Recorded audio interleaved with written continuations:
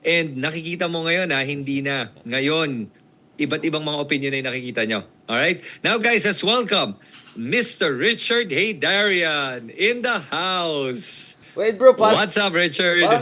parang boy band tayo. Ba't tayo naka-t-shirt pareho? Oo nga eh. Nakaputi. Bro, Sasayaw na ba tayo? This is getting creepy. May mga twinning nangyari din sa amin ni Justice Carpio the other day. Black kami pareho. Okay. Tapos the other day, paras kami naka-polka dots. It's like, I've never seen Justice Carpio in polka dots. Good to see you, brother. Thank you so much again for making sure that we get the ball rolling. Marami tayong pag-usapan. Okay, let's record this. All right. Oops. Oh yeah, here we go. You have to meet. Ayan. Okay, Tingnan mo kung okay na yan. hopefully, okay. Recording in progress. That's it! Booyakasha! YOLO mode in the world. Pag-usapan natin shortly yung Trump cabinet. This is what I'm saying, bro. He's not moderating. But obviously, brother, I want to first start before we go to yung mga YOLO appointments to Trump and talk about populism or general. I want to ask you, brother, you are the hearing guru. So anong basa mo sa... halika, bro, tara! Halika, let's go! Let's go! Nakita mo yung interview ko with Trillanes. Tawag ko Yeah. Sonny, halika, Trillanes. Kamusta, bro? You know, I actually like that interview you did with Trillanes, and I'd love to talk to him because, you know, for me, Trillanes, I actually used to find him very cringy. Yung mga tactics niya, yung style niya, I find it cringy. Yeah. But, having said that, alam mo, bilib ako sa kanyang pinaninindigan. Kasi talagang, yung prinsipyo niya, nakikita mo talagang, he 100%. wears it on his sleeve. 100%. At he really follows the path that he has, you know, kung ano yung pinaglalaban niya, tuloy-tuloy siya. He does not let up, and paninindigan niya yung sinasabi niya. Now, I'm glad that he challenged Duterte and showed that Duterte really cannot be trusted for his word. And may double speak talaga si Duterte. We know that eh. And dito mo talaga, every time nagdo-double speak si Duterte, nakikita mo, Trillanes will call him out. At ang gaganda ng mga sound bites. And I love that he even posted it on X, and he made clips of it because it's important na mas marami sa ating mga kababayan na nakikita to at malalaman yung totoong nangyari. Kasi, like the viewer said nga, ang problema natin ngayon is ang dami mga DDS trolls that are spinning it around na parang Duterte had the Quadcom, natakot sila sa kanya. Pero labas mo nga yung harapan nila ni Trillanes, tingnan mo kung sinong napikon doon. Remember, ang pikon, talo. Yun lang yun. May meme na nga with Trillanes smirking eh. Pag may nangasar sa'yo, yung smirk na lang eh. Yan, galing din. Love it. Definitely, set up ko rin kayo para maganda ng usapan natin. Kailangan din natin ng mga more... No, honestly, bati ako dati parang... Wait lang. Di ba nag-kudeta ito ng ilang beses?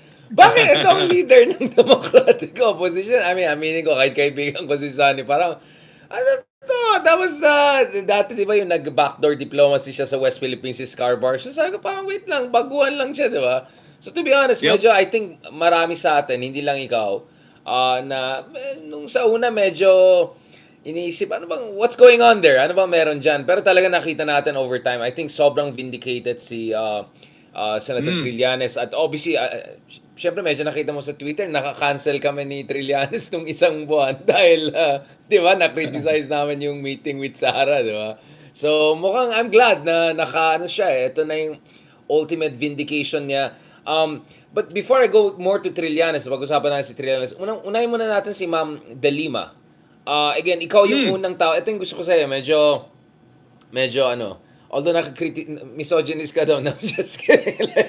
No. Ay, nagsabi misogynist ako? Seryoso? Di ba, I don't know kung anong pinag-usapan natin nun. Basta alam mo naman, maraming sensitivity. Yung sinabi mo yata, weird si Kamala. Parang, what? Parang naging misogynist. Oh, yeah. Alam mo na mga tao, they tend to misunderstand. Sabi ko, hindi mabait yan si Chris. Pero balikan natin. Si Ma'am De Lima, how do you think Senator De Lima, Attorney De Lima, yung kanyang performance? Kasi ikaw, in fairness sa'yo, you openly said na medyo malamnaw ng konti nung sa Senate. Pero ever since, nagbe-build up na siya. And the fact na magkatabi na naman sila ni Duterte, true, no? I mean, dapat gaganunin pa ni Duterte, gaganunin pa niya, di ba? Bastos. Yan ang misogynist. Yan ang bastos, brother. Hindi ikaw. Yan ang bastos na misogynist.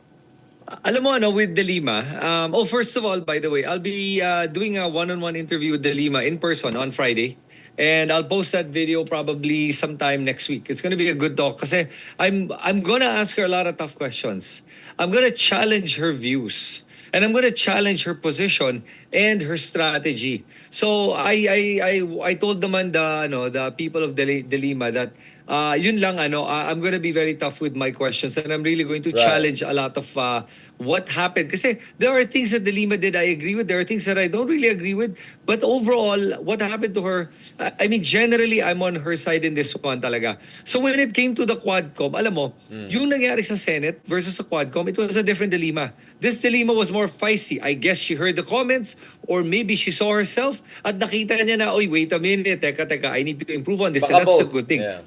Oh, at saka to lang, sa akin tinanong siya ng Quadcom, gusto mo ba lumipat? Kasi nga, muntik nga nagkasapakan, sa gitna siya eh. Yeah. Pero bilib ako, sabi niya, nope. I mean, it's not comfortable, but I'm gonna sit here. Ganyan, and I like that. And the Lima showed more resolve during the Quadcom, and I think it's also because nakakatulong din, nakikita mo na hindi lahat ng nasa harapan mo ay yung mga kaalyado ni Duterte. Kasi yung sa Senate, alalahanin mo, nando doon si Bato, ando si Robin Hood. Yeah. Tapos yung mga ibang senador pa, sina Jinggoy. Lahat yung kaaway niya yan lahat eh. Kaya medyo nakakakaba yung sitwasyon na yun. At dito nakita mo din sa Quadcom that they were more even with how they treated everyone. They were more fair about it. And I don't even agree with the fairness at times. Nung medyo I thought they were giving Digong too much leeway at times. And plus, pinagalitan pa si Trillanes versus si Digong about an altercation they had about yung bank account. Tapos sasabihin pa ni Abante na I don't agree na ICC should be doing anything, ganyan. I'm not going to cooperate. I'm like, ang gulo nila. Pero De Lima held her own in this Quadcom, and she showed great composure. No matter what. Galing. Kahit nung makipagsapakan na yung dalawa, no, nakaganon lang siya, tapos yung parang reaction na nakakatawa pa, di ba? I'm actually gonna ask her, ano sinabi mo kay Digong? Because she said something to Digong. At that moment, may sinabi siya. I saw her moving her mouth. Ewan ko nasasabi niya, pero at that moment talaga sabi ko, oh, good for her. So, yeah, so I'm happy that she was able to redeem herself. And, I understand her position. And this is still a good look for her coming into the elections in May 2025. 100%. Galing, brother. Bago tayo mag-transition to the rest of the Quadcom, including yung overall organizational, tanongin lang kita, ano yung mga sa tingin mo na kailangan pa i-clarify ni Senator De Lima? Ito ba ay may kinalaman dun sa sinasabi ni Jinggoy na bakit nung DOJ secretary ka, hindi nangyari ito, hindi nangyari dyan? Ito ba yung mga gaps na tinitignan mo? Ano bang mga gusto mong makita in terms of explanation, clarification? Saan ka nagkakulang ba, pare? Yeah, if you're referring to De Lima's incarceration, or are you talking about the overall drug DOJ war, secretary EJ case? Oo. Bakit walang nangyari dun sa mga kaso ni Digong? Mayor pa siya, di ba? Hindi pa PRRD, MRD pa lang siya. She has been on the guy. So, yung attack line ni Jinggoy, obviously BS yan sa akin, but nevertheless, yun ba yung tatanungin mo na what went wrong or bakit hindi actionan yan? Yeah, well, definitely that's one of the questions I'd like to know mismo. Kasi recently, I've actually been going through all the possible points na pwedeng kasuhan si Digong. And I see so many points na pwedeng makasuhan si Digong. And it's such a question for me na hindi pa siya nakakasuhan. But having said that, so on the Lima side, wala na siyang magagawa. She's a private citizen. And Trillanes has already filed certain cases against Digong, Pulong, and si Manscarpio. So let that take its course right now. And honestly, De Lima, where she should file a case is this. Yung false accusation and incarceration niya, dun siya mag-file. And I'm wondering bakit hindi pa niya yun na-file. Because she has a strong case even with the existing laws. Kaya nagtataka talaga ako kung if something's holding her back. Is it legal? Pero I mean, she's an attorney. She knows attorneys, and I'm sure people are willing to do this pro bono. Baka strategy. Baka may strategy also. Could be a strategy. Could be a timing. So I don't know. But one thing I will say, is that that I don't know if you saw this. It came out the news today. Literally, just like I think an hour ago or 2 hours ago, that the DOJ now is gonna study na talaga, seriously study daw, yung possibility of charging Duterte with crimes against humanity. Like they actually declared it. If I am not mistaken, they must have Under done a Philippine Constitution, hindi ito yung ICC.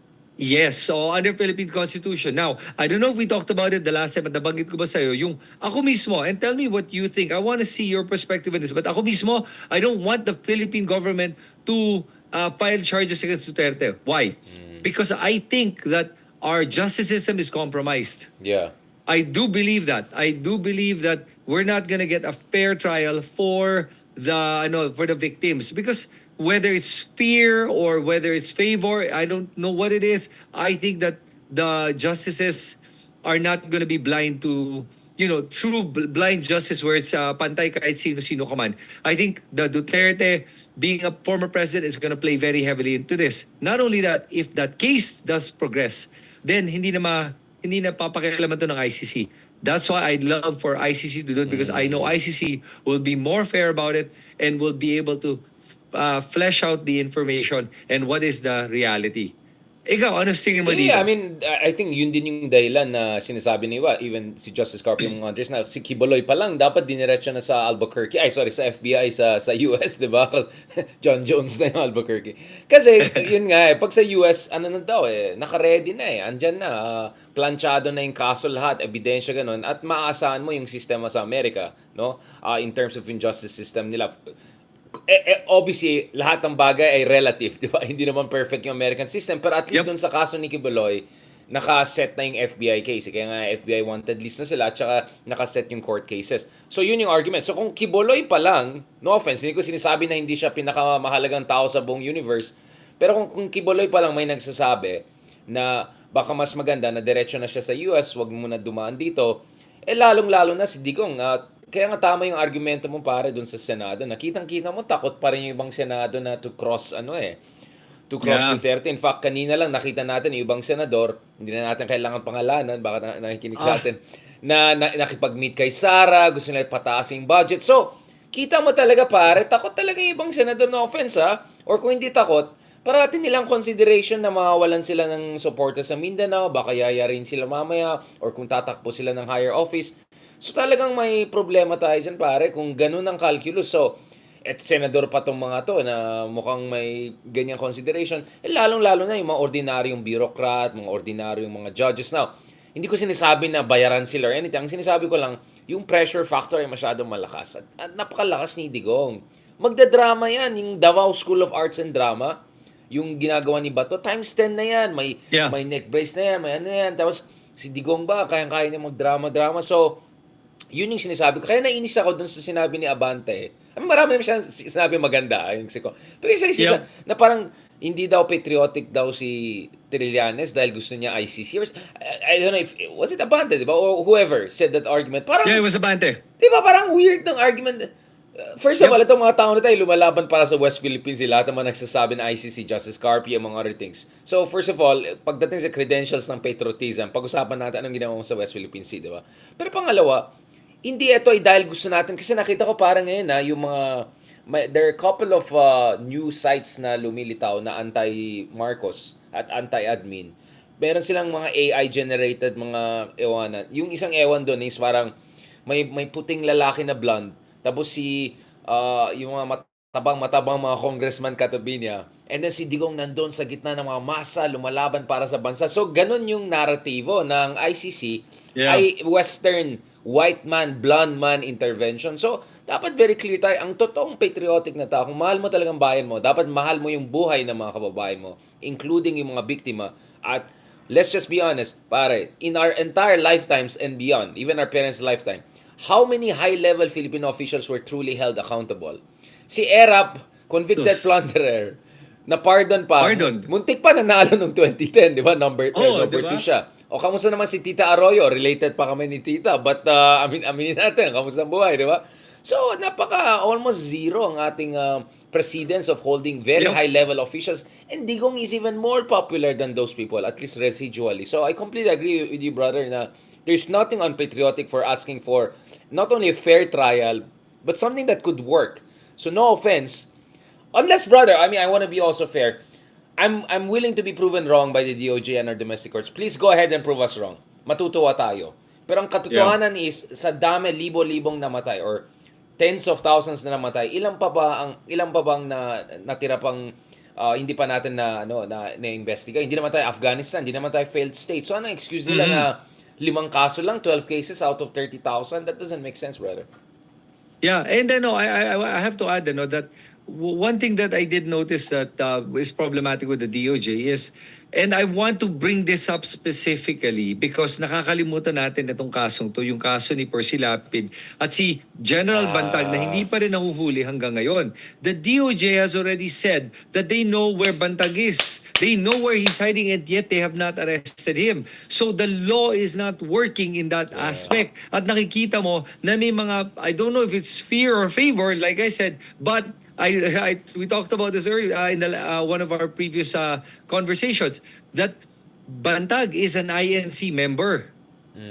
Okay? And remember, INC has an audience with Marcos. Okay? Yeah. So, and then the DOJ now, biglang tahimik Tsaka na PMA about din siya, Bantag. pare. PMA din siya. So, you know what I'm saying? Oh, yun pa. So, dalawang level yan. Pero at the same time, what he did, I mean, that's a crime. I don't care who you're affiliated with. Yeah. That's a crime. And the DOJ has to do their job. So in that sense, kaya medyo, I'm not 100% sold on the DOJ because even during the time where POGOs were a problem, the DOJ didn't really move. It was the PAOK that moved. Right. And then even with other problems that we've had with Kibuloy, I mean, the DOJ was kind of moving, but the PNP was the one that really pushed for it to make sure that the arrest did happen. Si General Torre, God if I bless him, remember, yeah. galing. So, yun yung nakikita ko that the DOJ is there, pero they're not pushing like they should. And, that's under Crispin Remulla, and, let's see what he's going to do. So that's why I'm not hopeful with the pronouncement. It was just it was a press con they did or a quick interview they did, and they said that they were going to do it. But let's see, because remember, Crispin Remulla was at one point included with Duterte circle. Diba? Kaya hindi ko talaga masasabi sa iyo na may tiwala ako sa fairness dito But I am willing to give them the benefit of the doubt. But then again, nandun pa rin naman ang ICC. Kaya sana sa akin lang, pag hindi kumilos ang DOJ, pasok ICC. Yun na yun. And even Marcos admitted that they have to honor the Interpol's red notice. Pag-usapan ko rin ng sandali First of all, kay BBM, ayan na naman tayo. Hindi tayo magko-cooperate sa ICC. Pero kung ang ICC kailangan nila mag-cooperate, hindi natin sila maitatanggi. Ayan na naman yung mga style ni BBM na mga palusot. No, but going back to this, pare, yun nga Percy Lapid, napaka-high profile. Inspiration natin lahat yan. Lahat tayo in one way or another, pare, yung mga babies ni ka-Percy, di ba? I mean, Percy Lapid was so influential that yung aking lola na solid North, God bless her soul, na at some point very enamored with Duterte, talagang galit na galit siya kay Digong dahil napanood niya si Percy Lapid. So, ganun ka-convincing si Percy Lapid na yung mga believe na believe kay Digong or galit sa kabila, ay biglang napaisip sila, o nga, no? So, doon mo makita ang laki ng contribution ni Percy Lapid. Saka tapang niya, di ba? Parang Navalny style na Tapos papakita pa niya yung bahay ng nakaw, mga ganyan. So, yeah, the fact na napaka-high profile case yan, may international coverage, nagsalita pa yung mga embahada ng mga iba't ibang mga bansa, hindi pa rin na-resolve yan. Alam pa natin alam natin na alam nila saan si Bantag. That tells you gaano ka dami mga butas sa sistema. But speaking of that, pare, hindi ba, ito yung interesting hindi ba ang ICC is less politicized? Kasi kung itong admin will go after Duterte, meaning DOJ, ganun, mas madali na sasabihin nila politicized yan, di ba? Dahil, syempre, nagwatak-watak na yung unit team.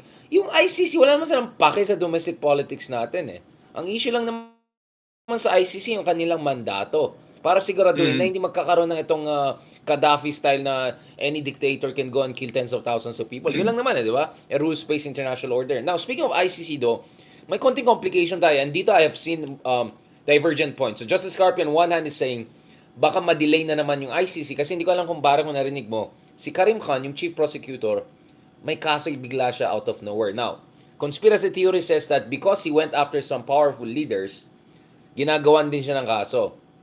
But some are saying regardless, baka ito ay magdi-delay, baka distracted si Karim Khan, yung chief prosecutor, so baka ma-delay yan. Pero si Senator Trillanes was adamant na hindi, tuloy-tuloy yung sistema at papunta na tayo sa exciting part. So I think that, and maybe Trillanes has a point in the sense that bakit sasabihin ni ng Malacanang, 'di ba? Lalong-lalo na yung dating katrabaho colleague ni Justice Carpio, yung ating chief of executive chief executive ni BBM. Bakit si Bersamin sasabihin niya na will fully cooperate at wala tayong Yep. anywhere. So you have that from Crispin Remulla before, now you have it from Malacanang. So I think the parts are all coming together. Pero the complicating factor para dito is also yung impeachment kay Sara Duterte. At Yep. dito na naman, medyo 50-50 na naman ako. Both Ronald Llamas and Trillanes are more convinced na baka you can get the 16 sa Senate. Ako, medyo parang after nung nakita ko yung nangyari sa hearing, ano kayang gagawin mo para yung mga ibang senador ay kumanta na gagawin nila yung Alam mo, tama? like sa akin, the only way they're going to move their allegiances is kung nakita nila talaga the tides are turning na. That they're fully convinced na, nako, I can't stay on this boat. It's really sinking and I need to save my political career. Nakita mo si Yeah. Tolentino, for example, di ba? Nag-jump ship na siya eh. Pero he's keeping mum. Pero yun na nga ang problema. It's Sige, the silence. nag-jump shot, tapos biglang, ay, medyo dito muna ako ng konti. Yun na, exactly Tolentino was the reason why I thought, wait. I thought nasa kabila ka na biglang, ay, hindi, mabawit pa rin ako. That's what I'm saying, brother. So, yun nga eh, so in short, ang sinasabi ko, the admin or whoever believes na talaga may basis, kung talaga may ebidensya, by the way, we're saying is if there's evidence, and ang problema dito is takot yung ibang senador and all, you have to make sure na may cost if they're not doing their job. Right? So hindi ko sinasabi bribe them to do this. I'm saying make sure na may ano sila, may pananagutan sila kung hindi nila gawin ng tama, including maybe embarrassing them or something with if they have done something okay, wrong. Yeah. here's the problem with that with that line of thinking in my opinion. If you're saying that sana may consequence sa action nila, what? Are you referring to the executive department? Somehow parang having influence on their behavior and attitude and decisions, then if you're saying that, that's a double-edged sword. Kasi ngayon, that can be favorable to the outcome that we are looking for, but at the same time, pwedeng baliktaran din yan that when something naman that, whatever next administration is not favorable towards what the Senate is deciding, it actually renders the Senate now more like a rubber stamp, which is what happened at the time of Duterte. Di ba? Na yung Senate at yung Congress, hawak niya talaga yan. At kaya walang makakibot, walang makakilos. And that's the problem with having undue influence of one branch over the other branch. So for me, I prefer na let the Senate be independent and let's see what happens. At maglabanan na yung magka-alyansa dyan at tingnan natin kung sino talagang gaganap dito. And even if Sara Duterte is not impeached because mas marami siyang kaalyado, well, I mean, let's see. I mean, sa akin, I don't think they have the numbers to be able to, save her from impeachment, especially after what they did. Now, I know you binanggit mo nga that may mga ibang senator dyan that are asking now to even increase the budget. Ang kapal ng mga mukha ng mga to. Can you please tell me who they are because I'm not sure. May nakita akong update sa X na nakalagay dito na sinabi daw ni Gatchalian na pinag-uusapan daw yun. Pero I don't know if it was Gatchalian that said it or he's just saying what other senators are he's planning just to do. exposing it. Kaya I didn't want to drop names because I want to confirm what is the stance of Senator Gatchalian on this. Now, going back to this, again, absolutely, as I said, if there's an evidence to prove na incontrovertible evidence na indeed there's a ground for impeachment, there should be a consequence if there's senators who are blocking the enforcement of justice. That's what I'm saying. Not that you unduly influence them to toe your line.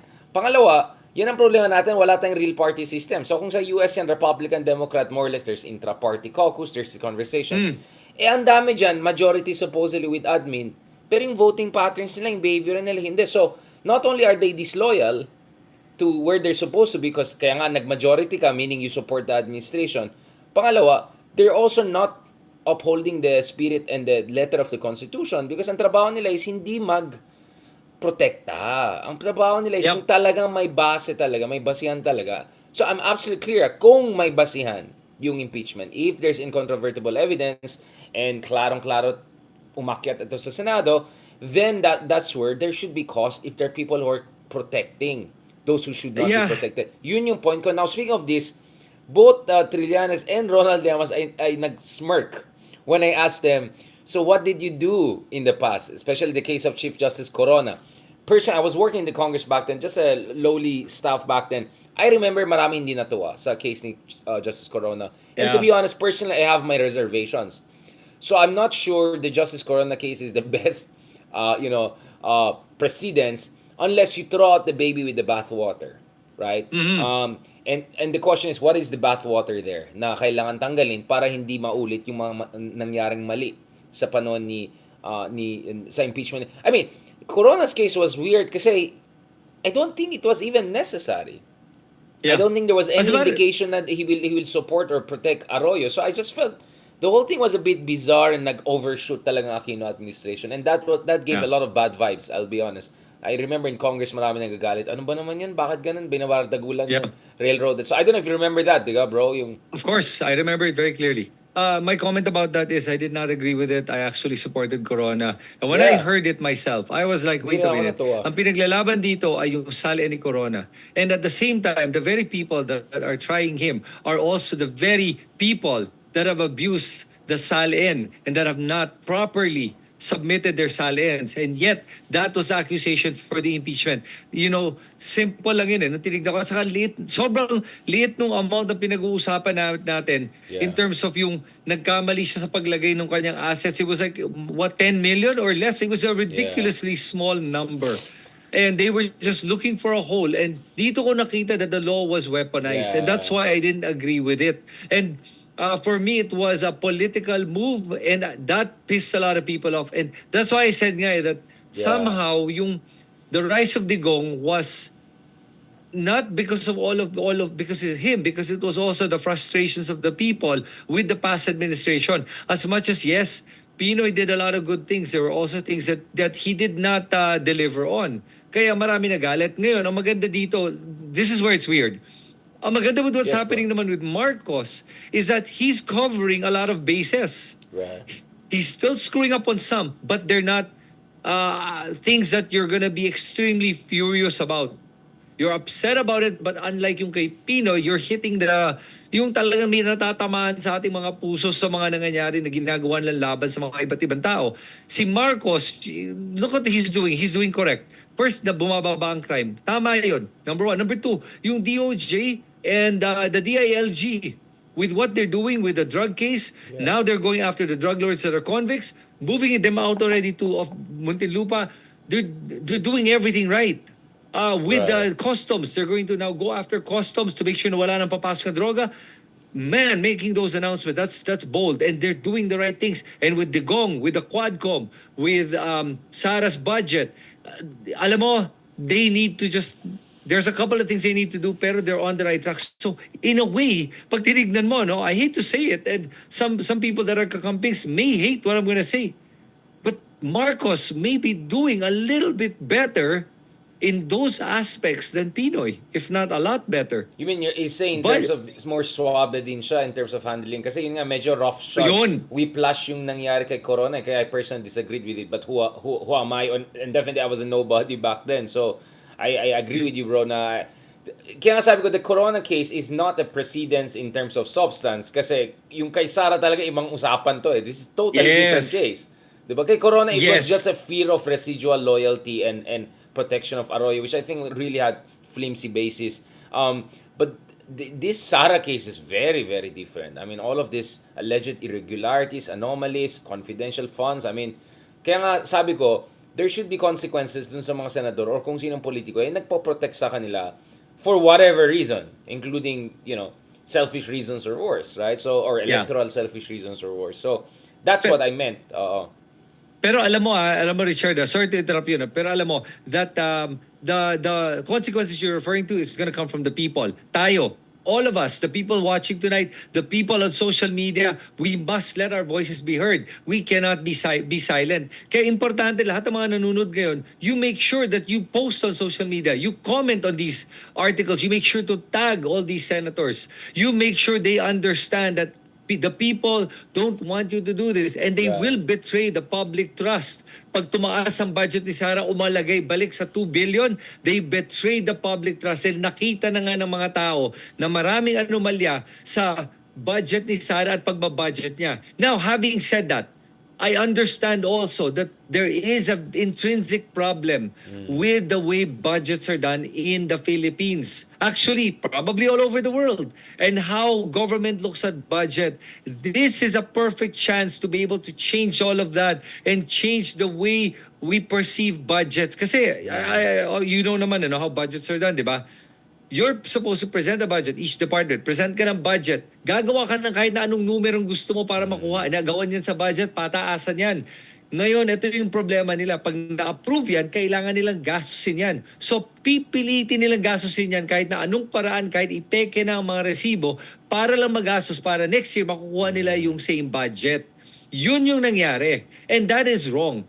And I'm saying this na if seryoso ang Quadcom, that they really want to do the right thing, not only do you impeach Sara, you must improve the way the budgets are managed. How it starts, the flow of it. Kasi yun yung pinakamalaking problema. Kaya pataas ng pataas ang budget ng Pilipinas at sa buong mundo. Yun ang nangyayari. Kasi ganun ang sistema. Let's think of how we can spend money versus how we can save money. Baliktad, mali. It's not a feasible and something that's sustainable. And that's why ang gulo ng mundo natin when it comes to inflation. Well, I mean, I'll put aside our libertarian debate but I definitely agree with you na we need to clean up itong mambo-jumbo na nangyari sa budget. Including yung fact na bago mag-election, biglang sinisira na naman yung kalsada, ulitin, gagastusin na nila. Alam na natin yung contractor, alam na natin yan. Binuking na ni Mayor Maghalong namin yung modus operandi in bagay among places. So, unfortunately, ito yung kumbaga war economy sa politika natin. No? Binababoy talaga yung infrastructure, yung budget. So, sangayon ako sa'yo pare, in a sense that sana itong mga nangyayaring Quadcom, Senate hearing, whatever ito, ay hindi lang ukol sa Duterte versus the Republic of the Philippines or Duterte versus BBM. Sana talagang eventually papunta tayo sa isang sitwasyon kung saan sasabihin ng tao, wait lang, okay, mali yung sila Sara and all, okay, go, good yan. Pero wait lang, parang may mali sa buong setup. Kailangan natin, kaya I completely agree with you guys, with you bro, in a sense that, dapat mag-ingay din ng tao, dapat mag-demand din ng tao. Kaya kanina sabi ko, isa sa mga pwedeng gawin ng admin, if they believe na they're on the right side of evidence and history, is i-booking nila kung sino mga senador. They could do it in many ways, right? Kung sino senador ay protector, essentially. So that yung public rage will be directed towards them. Do you get what I'm saying? Kasi masyadong be and let be ang usapan ngayon. So that could be one consequence na in one way or another, people who want justice or people who believe there's a ground for impeachment, dapat i-booking nila, expose nila. And then organically, yung mga civil society groups, mga influencer, thought leaders, also have to seize on that para ma-pressure itong mga senador na to. Because alam natin, because nationally elected ang mga senadors, dahil maraming Englishero ng senadors, they care what you say on Twitter. They care what you say, Medyo iba yan sa mga congressman, di ba? So, I don't know, I mean, sabi nga ni Ronald, baka nga si Abante nagaganon kasi natotroll siya sa Manila ng mga TDS and all of that. So that means you're right. I think public pressure, democratic public pressure, grassroots pressure is okay. And the government can expose these people based on, again, actual evidence ang sinasabi ko, actual basis na mga protector ay dapat ma-expose para ma-pressure sila. So you're making the assumption that there are protectors and they have us interest in it, or maybe they've been corrupted. That's what you're saying by exposing them. Kasi otherwise, what do you mean by exposing unless there is some sort of corruption there that, or they have an interest na kaya i-expose. Otherwise, if they're just believing or wanting to side with Fiona, I mean, that's their right to do that, diba? As senators. I mean, but if the evidence if the evidence is incontrovertible, if the reading of the people of the lower house of the Malacanang DOJ, everyone who has a gray matter function is like lantaran na to, bastusan na to, and then for some reason 2 or 3 aside from the usual suspects are blocking it or trying to prevent it, dapat well, when I say expose, it could be also like BBM saying, ay, hindi ko alam kay ganito at ganyan, bakit hindi niya binablock? Obvious naman ng anong ebidensya dyan. I mean, it could be even something like that. You know what I'm saying? So, I mean, you could be creative around that. I'm not saying na, ito ay kurakot, binayaran ng Duterte. It doesn't have to be that case. It could be more like, ano bang ginagawa? So, I'll give you an example. So, for instance, sa US, di ba? Yung si Joe Manchin, when he was he was blocking yung mga bills ni Biden.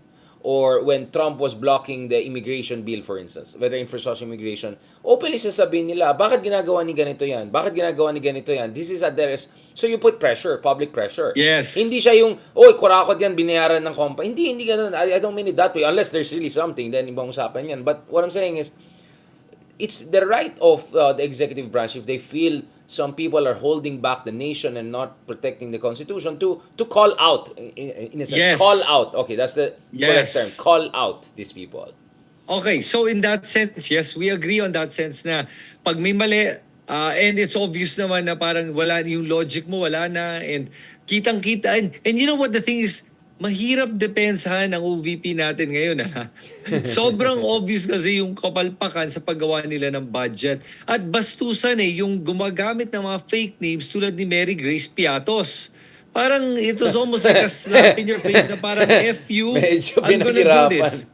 Yeah, at saka wala kang magagawa. Ganun na yung dating sa akin ngayon nambabastos na yan yung ganun kayo katanga at kabobo, kayong mga Pilipino na gagawin ko to at wala kayong magagawa. At yung mga supporters ko, ganun sila sinasamba ako na kahit na may mali akong gawin, dedepensahan pa rin nila ako dahil hindi sila maniniwala sa mga naririnig nila kahit obvious na sarili nilang mata nakikita nila na may ginagawa akong kalokohan, todo depensa pa rin sila. Yun ang mahirap. Yung Piatos, parang sampal sa mukha natin lahat na sa sobrang engot niyo or sobrang syungan niyo or sobrang mga fanatic kayo. You will allow me to get away with it. Pero yun ang sinasabi ng mga iba na ganun talaga sila since Davao days.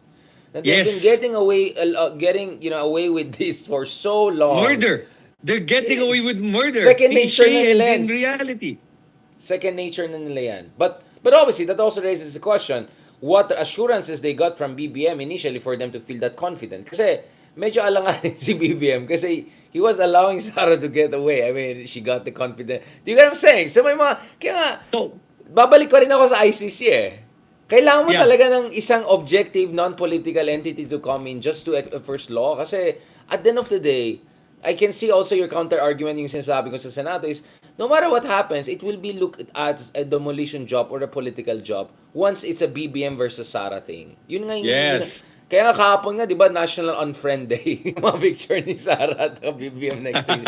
Di ka I'm saying? So, kaya nga sabi ko, ICC pa rin ako You really need, Yeah, pero I'm gonna add to that, Richard, that, I notice kasi nga with politics now, this is one thing I'm starting to notice talaga, is that there is a lot of what you project or what your PR is versus what you actually do. Nakikita ko talaga even with BBM, he says something or not say anything, but yet the wheels are moving underneath him to a certain direction even if he's negating that direction. So I think that that's just really how politics are right now with the way it goes. And I have to add that I think nung umpisa kasi, BBM being a little bit of a beta male, sorry for the BBM supporters, pero beta male malapit na incel ang tawag sa kanya. Oo, di ba? Pero ito yung nakita ko sa kanya, kaya pumayag siya muna si Sara gamitin yung presidential plane. Can you imagine you're the president, bumibigay ka sa VP mo na, sige, gamitin mo yung presidential chopper ko. Tapos hindi lang yun. Then, yun na nga yung pagbigay ng confidential funds. Tingin ko talaga ginawa lang yun, parang hindi siya makatanggi. Ang tigas ni Sara, ang kulit. Sige na nga, bigyan mo na lang para manahimik na, di ba? And then, ayan na, pero magaling nga, ayan na, you've got the Speaker Romualdez, so tingnan natin to. Kasi may problema dito. Bam! Nakikita mo nga, may problema nga talaga. At dahil sanay nga si Sara na nanggagago lang at walang ginagawang tamang mga accounting, hindi niya realize na, titignan talaga ako. Kasi pumakasok nga siya doon sa unang budget hearing na dapat courtesy to, walang gagalaw sa akin. And the first year, Sandro Marcos pa was the one who you said, okay, meeting adjourned. Tapos na tayo sa hearing na to, budget approved, di ba? Pero the following year, could come back and hunt. No, going back to this, kaya sabi ko nga, baka nga talagang good Machiavelli si BBM in a sense, silent but deadly. Having said that though, nakita din natin nung panahon ni Digong, or even with Pinoy and the rest, na may signaling power pa rin yung presidente. Like, I'm all for working from behind and all. I mean, I'm all for that. But at the same time, sayang din yung plataforma ng presidente, the bully pulpit Kasi may signaling power ng presidente. So I just feel underutilized yung signaling power ni BBM Again, speaking of beta male, I think nasunog talaga siya doon sa first and last spontaneous press conference. And naalala mo yung pinaka-first, sabi na, ayoko ng spokesman, ako nang bahala. Tapos, sabi na, we're not that high sa inflation. Tapos ginawa meme, we're not that high. So wala na. I think after that, nasunog na siya. So, yun yung medyo nabebeta mail ako sa kanya. Parang, okay lang, Sara. Ano lang yan? Learning experience yan. You'll be fine. Ganun talagang, you have to be a troll talaga. You troll back, ganyan. We're not that high, ganun. So, doon ako disappointed kasi feeling ko underutilized yung bully pulpit of the president. Iba talaga yung signaling power. If the president comes out and makes a big statement on something, it matters, pare. It shapes the coordinates of possibilities. Doon ako nagkakulang kay BBM. And wala rin siyang spokesman na influential. Sinong Harry Roque niya? Diba? Sino ba spokesman ni BBM? Yun nga, wala siyang Harry Roque. I mean, wala nga talaga ba siyang spokesman ngayon? Wala siyang Harry Roque, wala siyang Panelo, wala siyang Bongo. So, maraming kulang sa... sinong Bongo niya? Sinong operator apparatchik niya? Lagdamay? I don't think so. Romualdez, I think. But Romualdez is in the Congress na eh. Kasi yung operator, dapat behind the scenes eh. Di ba? His wife. Yeah, yung Romualdez is... He's the man. He's the man in the ring. Diba? Martin is in the ring na eh. So you need someone na hindi nasa ring. You know, you can come in and out. Parang promoters, right. Okay, apparatchik. Diba? Yun ang term. Parang Ronald Llamas, yung trabaho niya kay Aquino. Kaya sabi ko, you're right. Yun ang pare kulang talaga eh. So again, of course I agree na, maybe 6 months from now, we're gonna sit down and laugh at ourselves.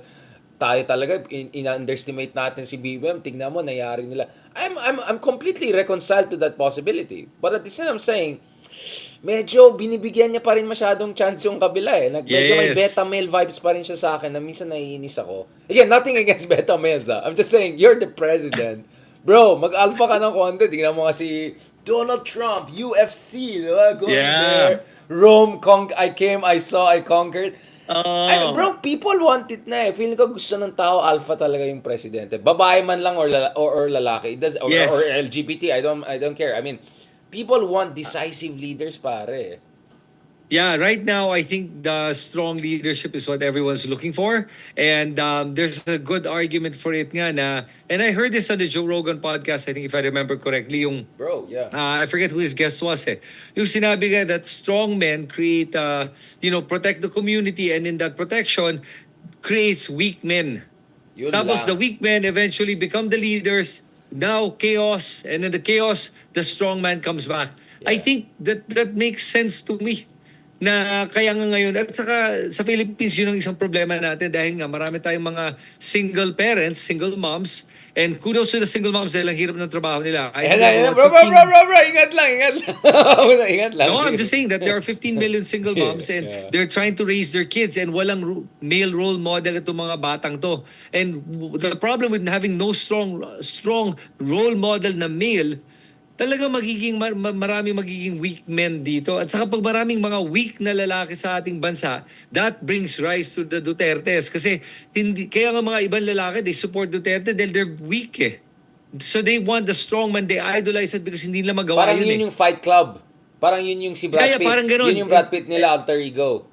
Sure, yeah, parang ganun. And they see that in Digong. That's why yun yung nakitang problema. So now I realize that having said this, one thing that I advocate for is stronger male role models. Lumabas na. And I really advocate for males to be more, to pick up the cudgels and take your responsibility and your role as a man. There's nothing wrong with being a man. And honestly, yun may sabihin na toxic masculinity, may toxic femininity din. And that's really where the problem lies. So I think this is a perfect transition to the two letter T's. Balikan natin si Sir Trillanes and then Donald Trump again, a little bit about his manosphere to. Ako, personally, my stance is strong leaders create strong institutions and then those strong institutions create Sparta. Right? So if you look at the Spartan model, it's not like, you have a whole system set up to make sure na bawal ang mahina.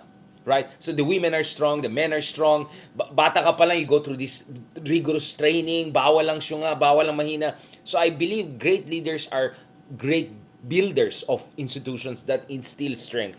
Because yun nga yung problema eh. If you're a strong man lang, but you don't build strong institutions, once you're gone, there's a vacuum and then cycle na naman. So that's where I come in. Now, speaking of Senator Trillanes, as I said, initially I was a little bit iffy with him back in the day kasi nga, but he's a coup d'etat guy, right? So parang, wait lang, is he really a man of institution or is... Pero nakita ko sa kanya, sincere siya when he supported Risa, back in the day when he supported Lenny. He's always willing to give way to others, to support others. Yep. Nakita ko, he held it. I don't know if you remember the part, sabi ko, did you have personal trauma? And he was telling na pinahiram pa siya ng bulletproof Fortuner ni Grace po. Tinulungan pa siya. Like talagang, bro, he could have been killed any moment. I mean, Absolutely. hindi na pa-cute yun. Hindi na pa-macho yan. Talagang legit na macho si Trillanes in the best sense of the word. Man. Idol, Lodi. I love the guy. He's great. He's great. Yeah. And then you're right. Ako talaga, honestly, I look up to Trillanes. He is an alpha. 100%. The fact, actually, if you guys don't know what a Sigma is, parang ang Sigma siya eh. Kasi alpha is the strong leader, but Sigma is the guy that doesn't care. I don't care how you look at me. You're cool guy. Oh, and I'm just going to do what I'm going to do, say what I'm going to say, and fight for what I believe in. Yung ganun siya, malakas ang I have a lot of respect for Trillanes, and kaya I defend him pag may mga away na ganyan. I will defend him kasi 100%. I see naman na talagang may pinaninindigan tong taong to. Ngayon, this is perfect juxtaposition to Duterte. Pag nakita mo nung nagtapatan sila sa Quadcom, I love it. Nakita mo kung sino yung talagang matapang. Nakita mo kung sino yung talagang duwag. Nakita mo kung sino yung talagang may pinaninindigan. Nakita mo yung isang wala. It's amazing watching those two together. At nakita mo talaga yung pagkapiko ni Digong pag pinag-uusapan ng isang bagay at siya, mismo si Digong sinabi niya, pag ang bagay na pinag-uusapan ay yung totoo na, napipikon siya, naiinis siya at napikon siya nung binanggit na yung kanyang 2.4 billion na mga bank deposits into his account. Wala na. Millions and millions. I love it. I love the fact na nangyari nga doon. Sinabi nga ni Digong, pipirma na ako? O sige, sampalin ko siya. Tapos akala niya, hindi oo si Trillanes. Sumagot si Trillanes na, o sige, paig ako, sampalin mo ako. Pirmahan mo na ngayon. Kaya nagalit si Digong kasi wala na siyang mabanay. Sobrang bro, as in, sobrang parang second nature sa kanya. Halika. I mean, he didn't even set it up. Di ba? Hindi man lang siya nag-isip, nakatingin ba yung camera sa akin? Hindi bro, as in sobrang legit siya. Yeah. Halika, ganun.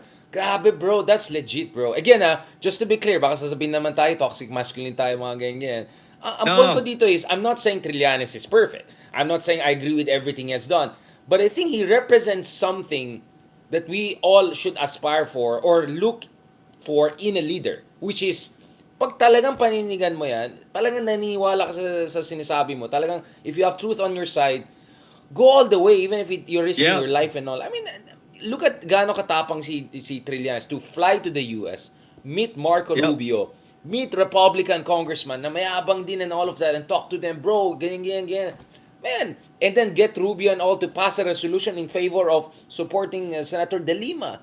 You know, I mean, bro, that was very, very cojones move. I mean, honest, I have to just say, that was a cojones move. So I hope people realize, and I said, I also love and admire Senator De Lima because she also showed the strength. So this is not a macho male thing. It's a Navalny thing, right? It's a kind of go all the way. Yeah. I don't know, bro, did you watch the movie Gattaca? Yung si Ethan Hawke, ninakaw niya yung identity ni Jude. That was one of the most influential movies in my life. Kasi, remember the scene when he was swimming against his genetically superior brother? Yes. Diba? And then, yung brother niya at some point, natatalo niya. Diba? Plus, eventually, he beat his brother. And then sabi ng brother niya, how did you beat me? I'm the alpha, right? You're right. beta. Sabi niya, I didn't leave anything to swim back. Oh, man. That's how you beat. Diba? Like, you go all the way. And once magets ng kabila, no matter how gifted or something, yung willpower mo will win the day. Kaya I love that movie was always a big influence on me, yung Ethan Hawke na, despite all of his disadvantages, once he was all in, bro, he could beat anyone. In the end, he triumphed. So, and then compare mo kay Jude Law na genetically gifted, guwapo, magaling. But, once he got into a problem, he was giving up on everything. But although understandable character, he's tragic character, but you know what I'm saying? So, may pagka-gata ka, like go all the way, wala akong iwanan to swim back mode.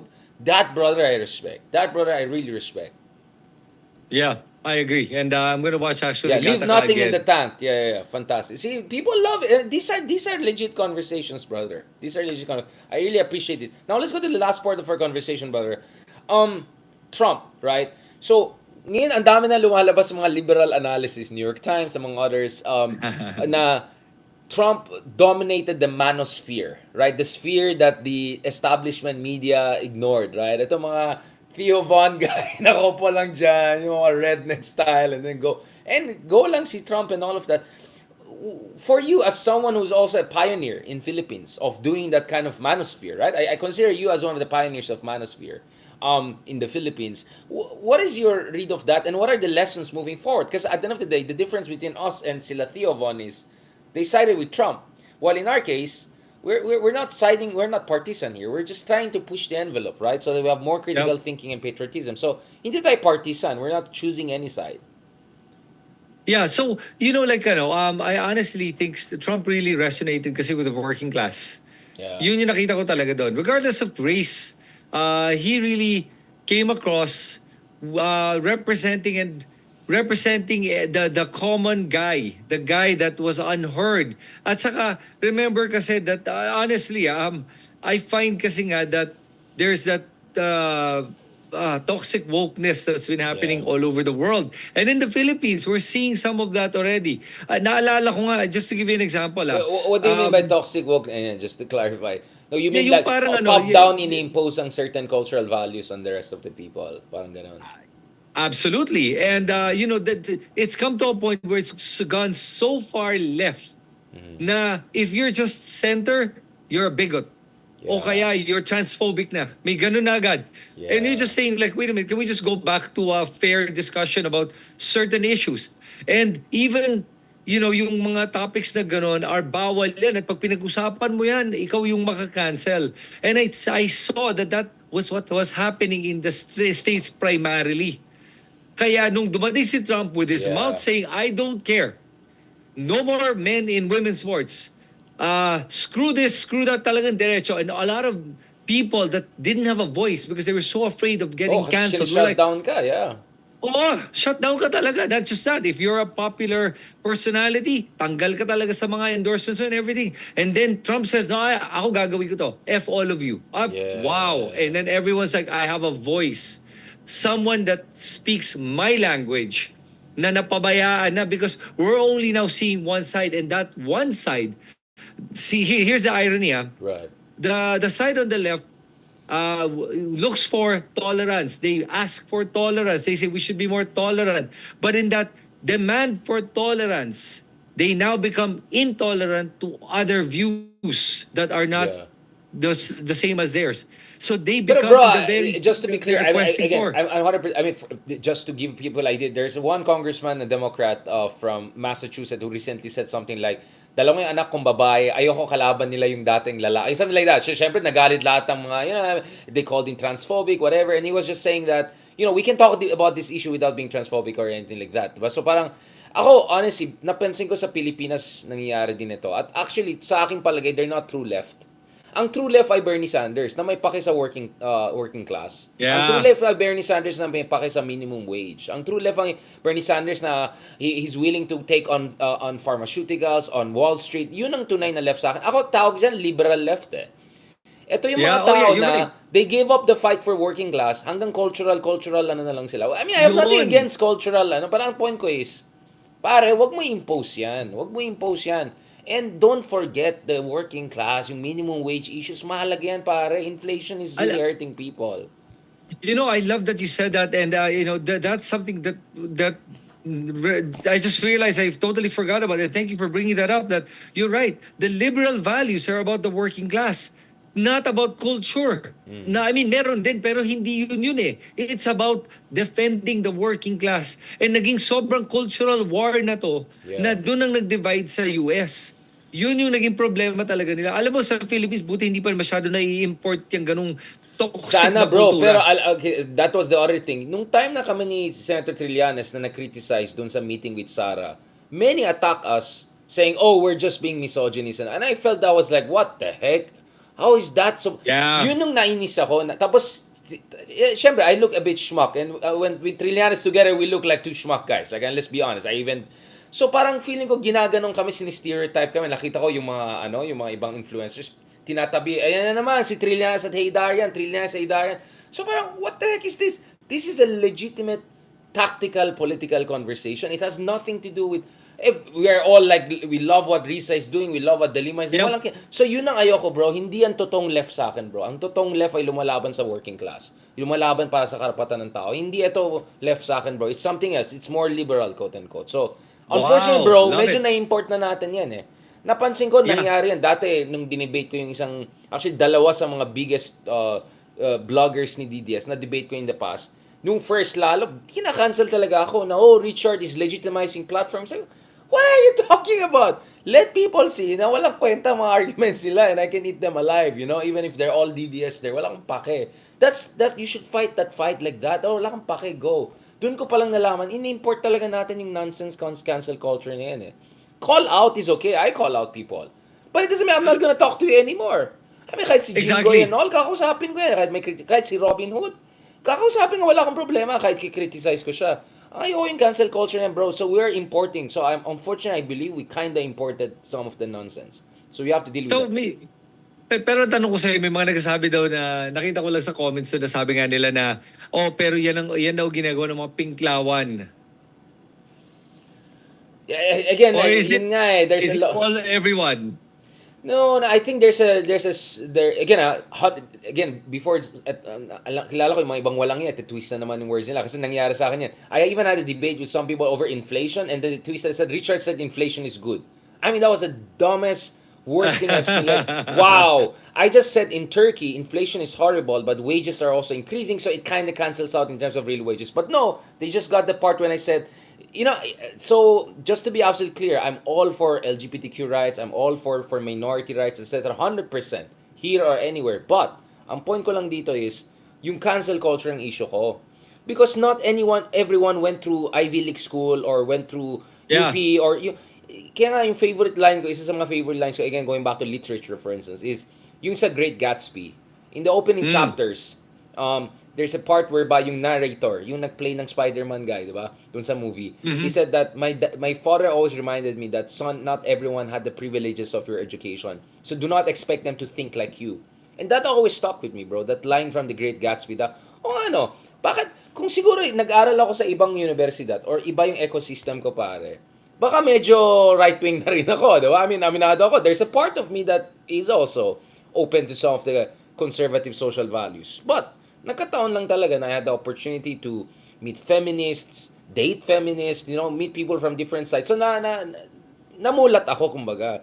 So, swerte ako in that sense. But I cannot impose that on someone who didn't have the privileges of education like me, di ba? So, and when I say education, hindi lang eskwela, yung exposure, so a partner of mine in the past was Western, right? So, iba yung context ng feminism nila. So, na-expose ako doon, di ba? So, that's what I'm saying, bro. So, hindi ko ma-impose sa ibang lalaki yung nangyari kasi iba yung pinanggalingan ko. So, that's what I'm saying, bro. Compassion. Yeah. Yeah, and at the end of the day for me, alam mo, like this, what's happening right now in the Philippines is a good reminder for all of us na kailangan matuto tayo maging mas compassionate, mas mag-empathetic, Mapagbigay, at to understand each other.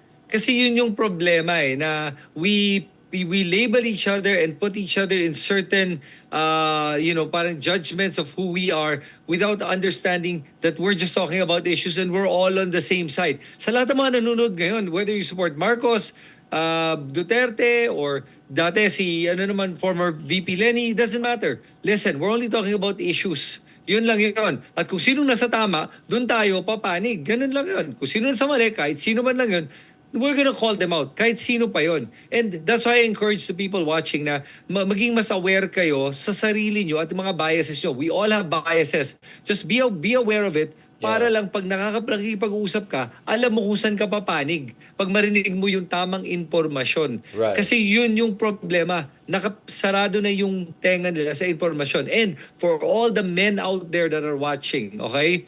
Learn to be a strong man.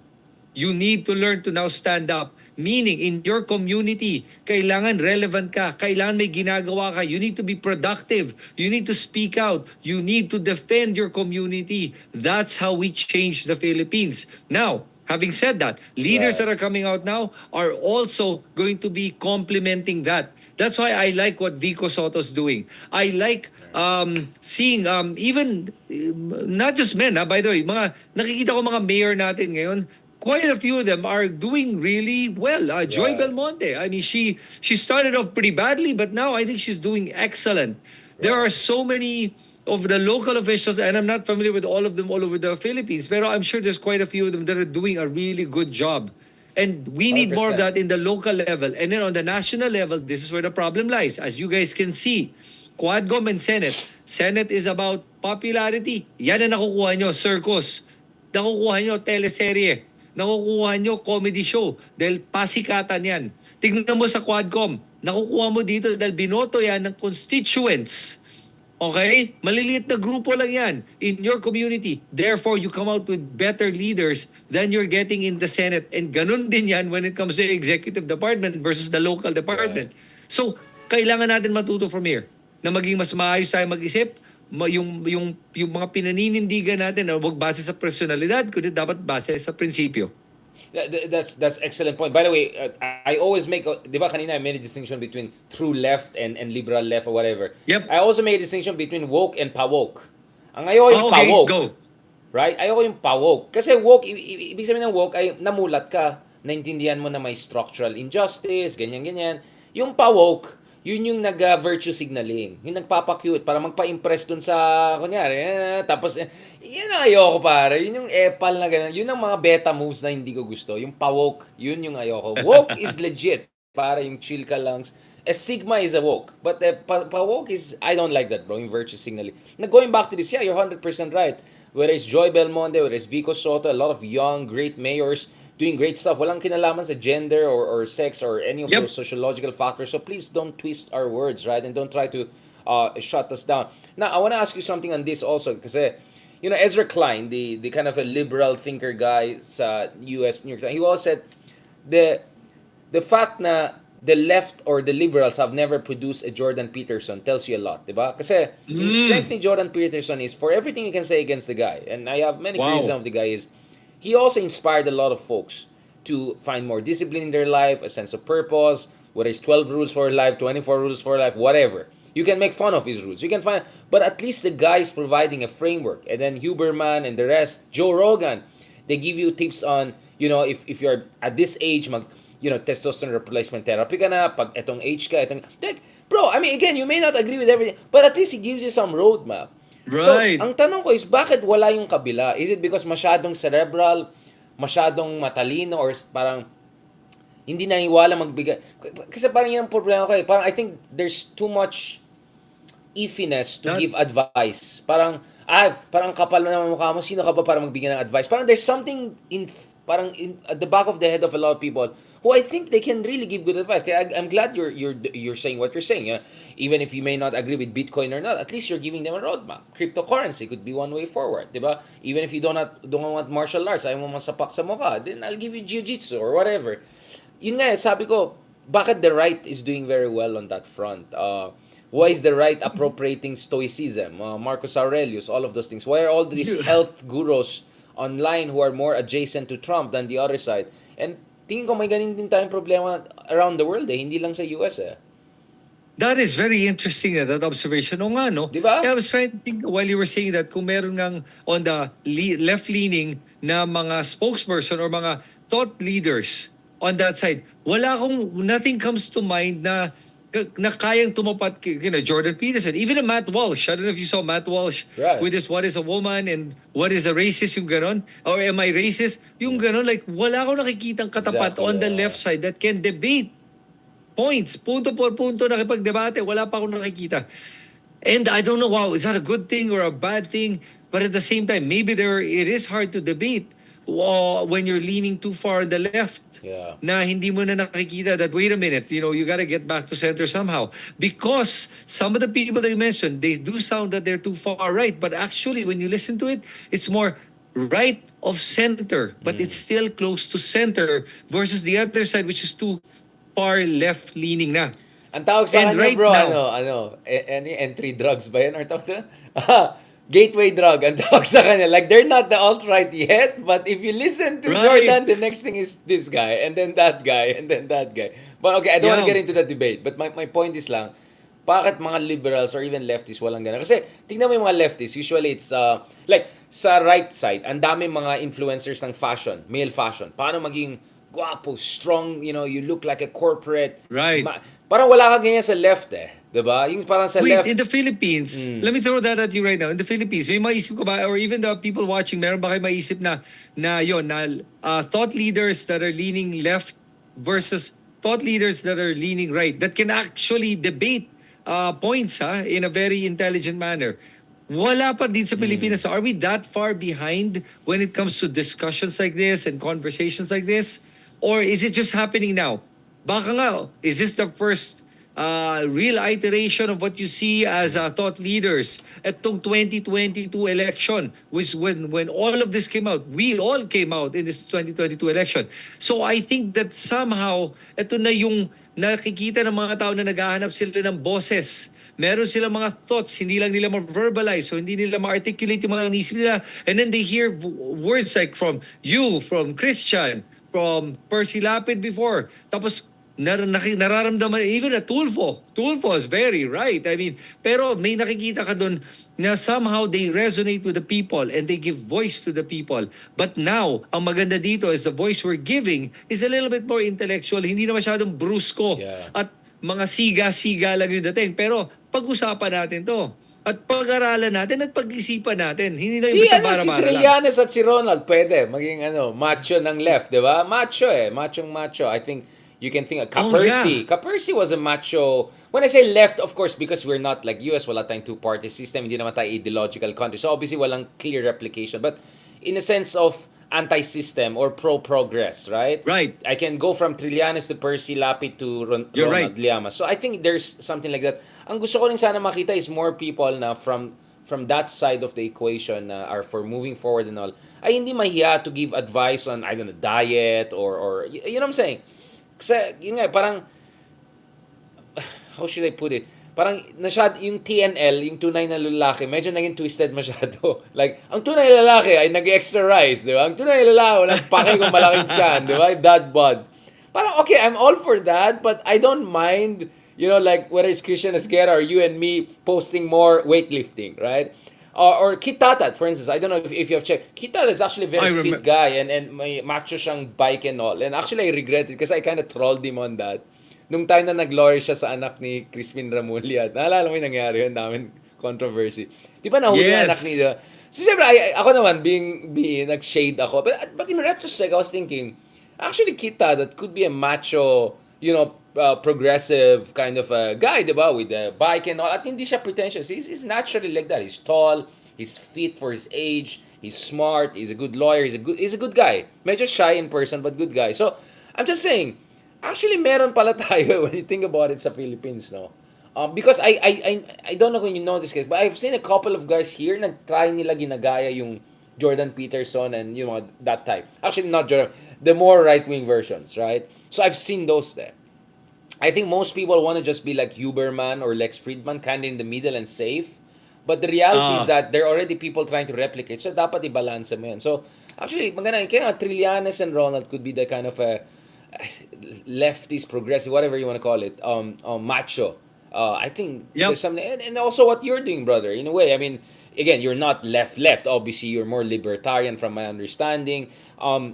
Which could go either way. It's agnostic, diba? Parang si Bitag, 20 years in journalism. No. So, I think you're also doing something along those lines. Kasi napansin ko parang pag mag-post ka ng something, para sabihin na ayan na naman, nagpa-flex to, nagyayabang to. One guy na medyo nilalodi ko, si Pita. Kilala mo si Pita, yung Thailand, yung bata na muntik naging prime minister. Yung Thailand, okay. I'm not that familiar with him, but go. Pita is a very interesting guy kasi common friend ko rin, may common friends kami na mga progressive din dito. Si Pita, pare, bago siya tumakbong prime minister ng Thailand, eventually, of course, they had to take him out because masyado siyang progressive. I mean, pro-marijuana pa yata siya or all of those things, diba? back then was radical. Now, going back to this, may mga picture siya with his Ferrari, going to gym, shopping in Paris and all of that. So parang, yung mga iba, grabe naman, ano to, parang confidential fund. But actually, it worked in Thailand. That the middle class in Thailand, in him saw a Lodi. In him saw an aspirational idol. Na parang, di ba pwede ka maging good-hearted, progressive, at the same time, yeah, you can have your Ferrari on the sides. Yun yung, parang, yung openness sa ganon, ang hindi ko pa nakita sa atin eh. Kaya ngayon sinasabi kong pa-woke eh. Kung I'll post something lang na I look sporty, immediately, hey, Darian Burgis, konyo. I've seen a lot of that stuff, right? Like to say, hindi ka naman totoong progressive, konyo ka, yung mga ganun. Parang, pwede naman both. It's called champagne Marxist or caviar socialist, right? So, that's what I'm saying, bro, na there's still a lot floating in the air. And that's why I want, of all people, ikaw yung pinaka-feel ko na kausapin ng issue na yan. Kasi feeling ko may sensibility ka rin dyan eh, na you need, hindi lang thought leader, but lifestyle leaders. People that can give you a blueprint of being the best version of yourself. And I think you're doing something along those lines, bro. Yeah, I used to be, I am still a life coach. So that was my first podcast. It's all about that. Yeah. How to be, how to be better and how to improve and everything. And right now, yun na nga actually one of the key things that I'll be doing when I run for councilor. Like for the ones that don't know, I'm planning to run for councilor in Mandaluyong. Yun ang mga isang platform ko dito is not just, shelter, important shelter, education, health.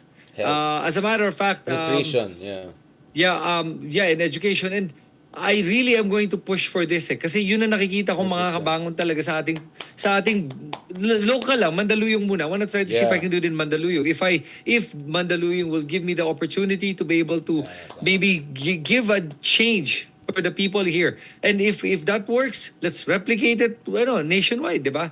Kasi alam mo, hindi kaya ng isang tao gawin ang pagbabago na gusto nating makita sa buong Pilipinas. Right? Yung parang ang nangyari kasi nga with Digong is, ikaw na ang bahala, I will leave all the responsibility to you. Yun yung natin sa strong man, di ba? Oo, so I don't have to be responsible for my family, ikaw na lahat. And that was the biggest problem, right? Now, what I want to advocate and push is the men in the household. The guy has to play their role. The women plays their role. We both have roles, and there's no better or higher or superior. It's not that. They both play roles as equals, and those roles are very distinct to each other. The men have to step up to the plate now. Kasi ito yung nangyayari sa Pilipinas. Karamihan ng ating mga kalalakihan ay nagiging tambay lang. Karamihan sa kanila ay, and there's nothing wrong with driving a motorcycle, pero parang they don't aspire for more than that. Kasi simpleng trabaho. Yun lang. And then, tatambay na lang. Ganun. And the women are the ones going out to work. The women are the ones getting educated. Palakihan ng negosyo, nag-online, ganyan. Yeah, exactly. Aspirational. So I want to inspire the men to get back and do what they need to do para to put their role in society and also to protect their family and the women. Kaya ang daming mga incest na nangyayari sa mga squatter area kasi yung mga tata, yung uncle, yung tito, yung pinsan, nire-rape yung mga anak nila tapos walang nangyayari. So you have to bring the strong man back in each of these households, in the communities, para sila yung magsasabi ng, hoy, mali yan. Disiplinahin sila. Role models. Yeah, role model talaga. So makikita mo yan per pocket of community may ganon. It will actually lead to a better life for everyone. Kulang tayo ng disiplina. At nag-uumpisa yan sa bahay. And I want to be able to instill that. And that's why that's why ang daming beta male because of this. So going back lang that's why in the States there is this seismic shift. And now the working class, the people that didn't have a voice now have a voice. The people that 100%. Got canceled. Yung Kid Rock, you saw Kid Rock in that UFC fight. He was there beside Trump. Pero alam mo si Kid Rock, na-cancel siya. Because galit na galit siya dun sa Bud Light. Tapos binaril niya yung Bud Light, if I remember correctly. I remember that, No, but he got canceled because of what he did too. Pero at the same time, he was just trying to voice how frustrated he is that he's not being represented by the brand that he supports. And the brand that he supports has turned their back on the customer, the real people that support them. So, yun yung pa-woke siguro on Yeah. on Kaya nga, Bud Light. yun yung medyo pa-woke na yan. Medyo virtue signaling. Medyo, yung tick the boxes. Ayaw ko yan. Ay, gawin lang natin yan. Just tick the boxes. Pero Yeah. alam mo, hindi genuinely for, helping people, giving Yes. good jobs and training. Yan ayaw ko, bro. Yung mga pa-cute na gano'n, mga pa-cute liberal style na yan. Yun ang, but bro, speaking of this, kaya nga, I'm glad that you're running for the council and you're pushing for this initiative because just as we are building naturally, spontaneously, these collaborations, I can see, and I've been pushing for that. You and Vico and others, all of us can work together later on in different capacities. Diba? I mean, si Mayor Magalang Yeah. as mayors for good governance. So later on could be councilors for good governance, young leaders for good governance. So tama ka, at the end of the day, hindi ka pwede umasa sa isang tao. Pero kung maraming mga role models na pwede mag-collaborate sa isa't isa, hindi sila messianic Yes. complex na ako lang, then you create strong institutions, you create patterns, and from there, you can build a better nation talaga. Yeah, absolutely. And I have to say, Richard, that I do appreciate yung mga ganitong collaborations because this is what makes everyone better and stronger and just more more cooperative. At Right. hindi to yung tribalism na your side versus my tribe and hiwalay. No. This is how we all get together. And remember, we're all trying to achieve the same thing. Yun yung bottom line eh. And kaya nga I don't know if you know, Trump actually offered to pay for Kamala sa overspending of 20 million. Medyo sa kanyang troll campaign yun, budget. nakita ko yun. Medyo troll yun. Oo, He was pero tingin trolling. ko, ewan ko lang kung tinanggap ni Kamala. If I was Kamala, I'd accept it. She raised $1 billion. What the heck are they doing with their money? My goodness, these people. Yeah, they spent about 2-3 times more than Trump did. It was really fascinating for me that they spent that much more and yet Trump won. And honestly, Something wrong talaga I sa think campaign nila. Yeah. Yeah, sa totoo lang. And this is a good lesson for us here in the Philippines. Now, whatever happens in 2028, nakikita na natin dito what could happen. Ngayon, ang difference lang kasi is dito, medyo malakas pa rin yung pagka-fanaticism natin.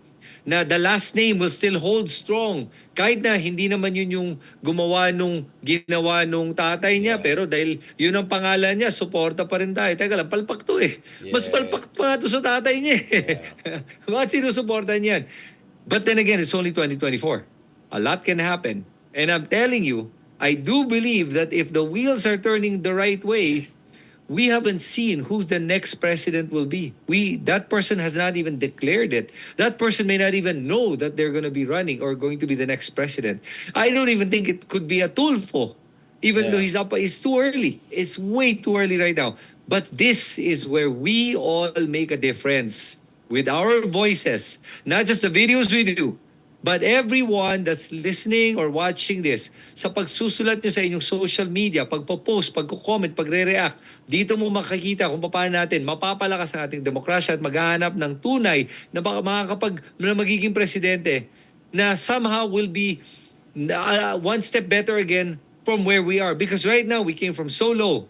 BBM's doing a lot better, my God.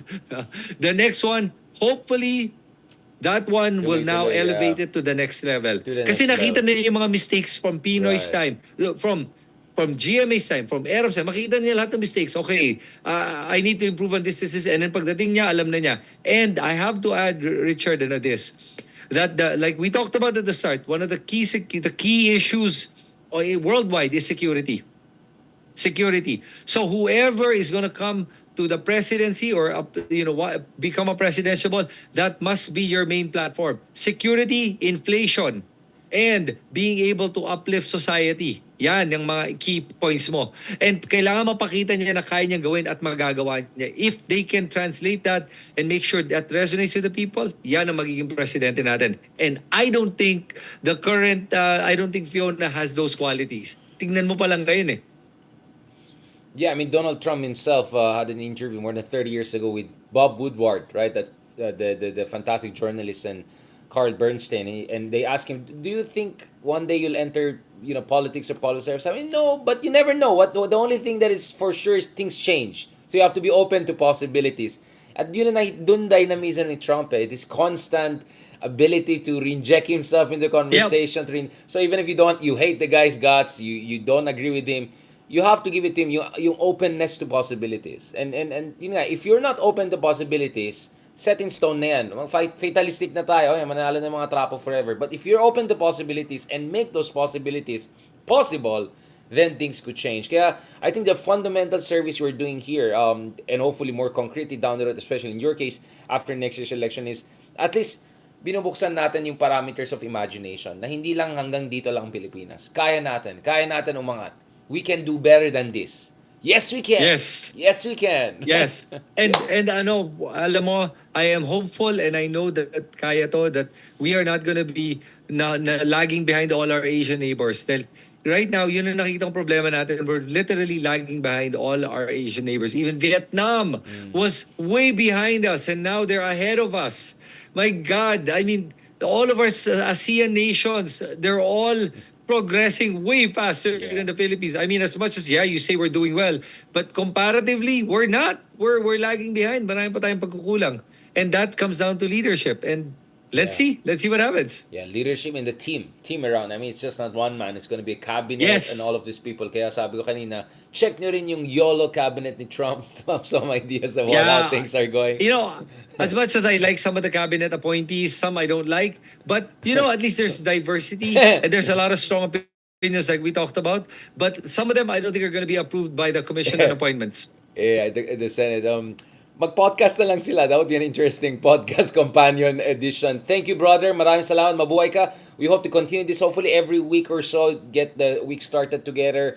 And obviously, once the election and campaign starts, let's see, we can do more on the ground. Maybe we can follow you. But the whole idea is a better future is possible. But first of all, you have to try to be open to that possibility. And I think yun ang nakita natin sa conversation natin. Maraming salamat, brother. Talk to you soon. Take care, Richard. Thank you so much. I'll see you next week. And salamat also to your followers and all our supporters. Please continue to support also Kristan on different platforms. Great guy, amazing guy. Beautiful, bro. Recording stopped. Talk to you soon, brother. Yun! Huya ka siya. Maraming salamat, guys. Sorry, medyo na-late ako from the meeting kanina. Naubos na yung battery ng itong medyo luma na yung phone kong isa. So, thank you so much, guys. I don't know bakit ganun. Mas maganda pa rin yung front camera ng iPhone kahit luma na.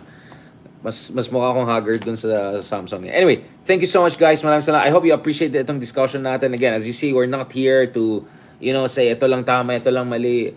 Bukas kami sa talagang all across the board yung conversation including what makes you a good role model. Syempre lalaki kami, so we can speak for men. It doesn't mean that we're toxic masculinity people, for heaven's sake. Thank you very much. God bless and talk to you soon. Later this week naman, balikan natin ulit ang RRM and please check out, upload ko na rin yung kay Ronald Leamas R&R. The first part is doing very well, so continue to support that para tuloy-tuloy lang itong ginagawa natin. God bless and